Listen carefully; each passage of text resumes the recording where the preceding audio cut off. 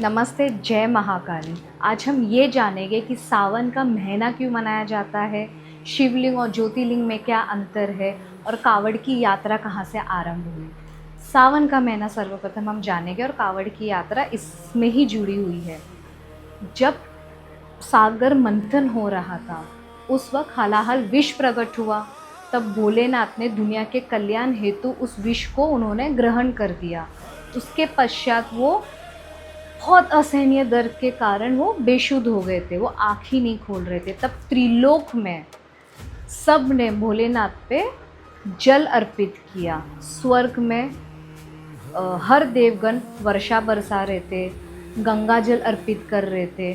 पृथ्वी पे हर भक्तगण, देखो यहाँ से कावड़ की यात्रा शुरू हुई थी, कावड़ पे गंगा जल लेके भोलेनाथ के शिवलिंग में जल अर्पित कर रहे थे। ना जाने कितने वक्त तक ये चीज़ चलता गया। जब महादेव ने अपने नेत्र खोले तब वो इतने खुश हुए सबका प्रेम और भक्ति देख के।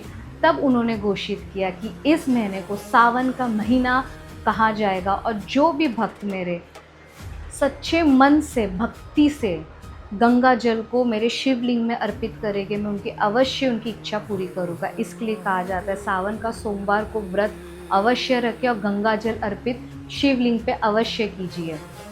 अब हम आते हैं शिवलिंग और ज्योतिर्लिंग में क्या अंतर है। ज्योतिर्लिंग साक्षात भोलेनाथ का ज्योत अवतार है। वो इतनी जागरूक स्थिति है, उनका ना कोई रूप है, ना अंत है, ना आरंभ है। ये कहानी है ब्रह्मा जी और विष्णु जी जब घोर विवाद में थे कि हम में से सबसे सर्वश्रेष्ठ कौन है।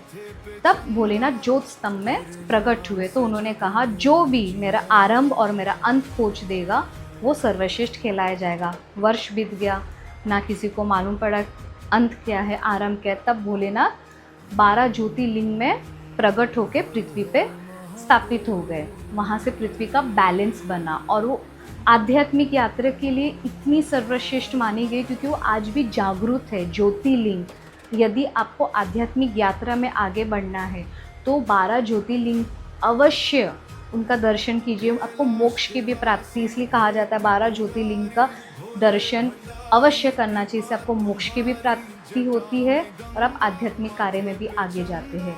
और शिवलिंग साक्षात माता पार्वती और भोलेनाथ का सांसारिक रूप है।